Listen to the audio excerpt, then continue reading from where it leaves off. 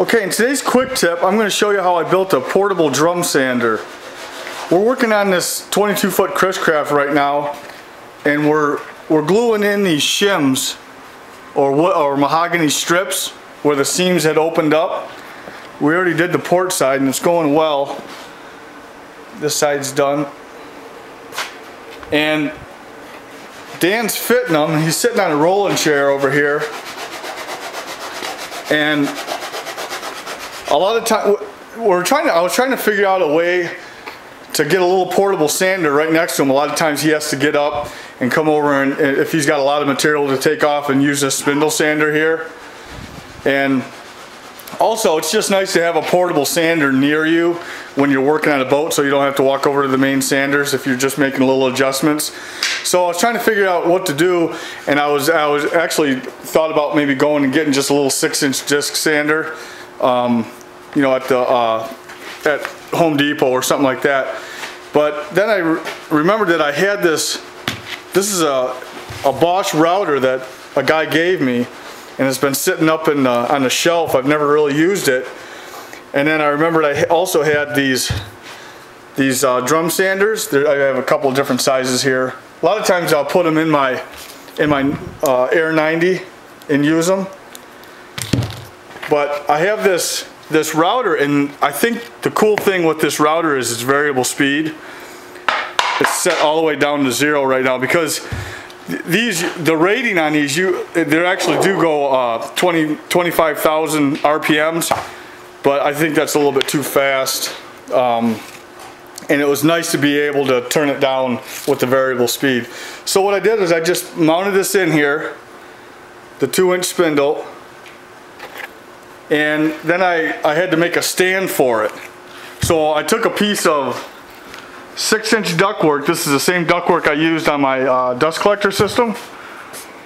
And when Dan and I were talking about this, he said it'd be nice to be able to have this sander right in front of him as he's sitting down, so kind of right between his legs, so he could so it's right there. He doesn't have to reach over right or left to be able to sand these shims.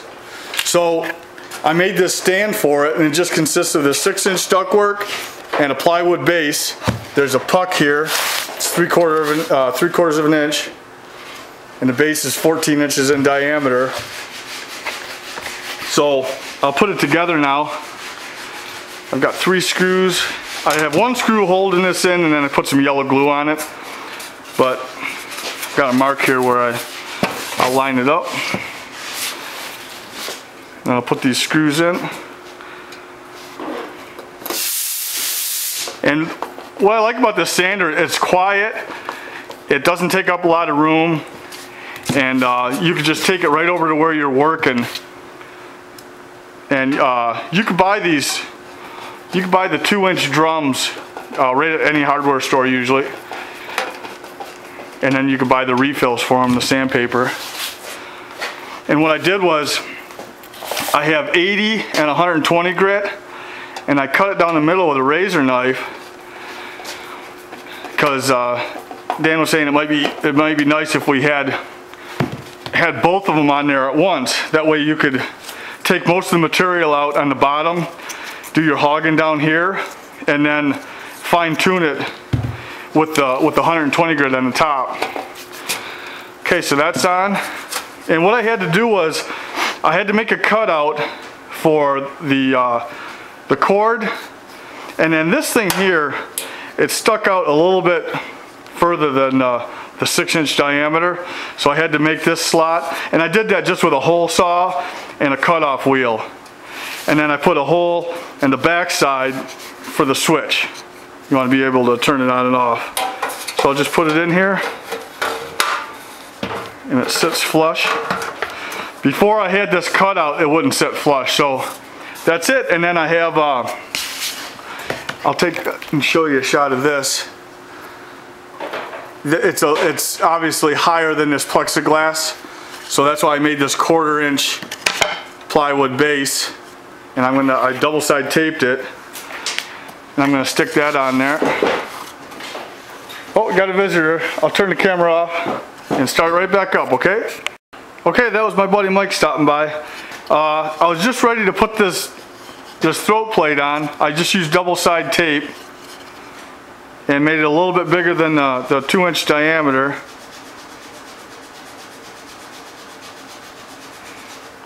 And that's about it.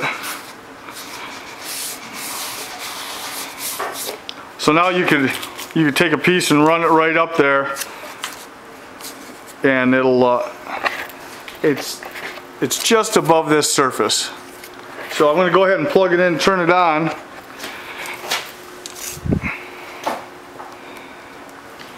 The switch is back here. So it's pretty quiet. That's on low. That's number 1. It goes all the way up to 6. It probably goes all the way up over 20,000 RPMs.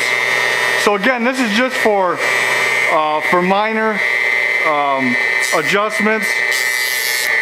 And on these shims, sometimes that shim is tapered this way, and sometimes it's tapered back this way. So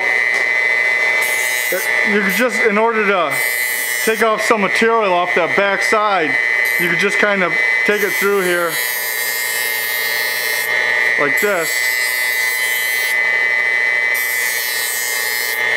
So that's the 80 grits on the bottom, 120 grits on the top. So I think it's going to work well for the shims. If not, you know, just general sanding when you're cutting and fitting by a boat. It's pretty smooth.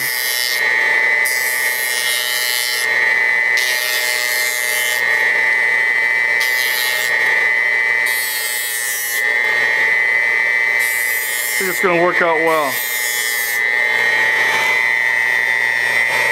So that'll do it for the portable drum sander. All right. Okay, I thought I'd start the camera and just show you a quick shot of Dan working here. He's fitting that shim. It's got a taper to it. It probably goes from a 1/16 of an inch down to 0 in about 3 inches. So he's using that top sanding drum. Just putting light pressure on it. And that's what it's designed for, just taking away more material. And then he might have to hit it with his block here just to straighten it out. But he's fitting that shim right there. Getting close.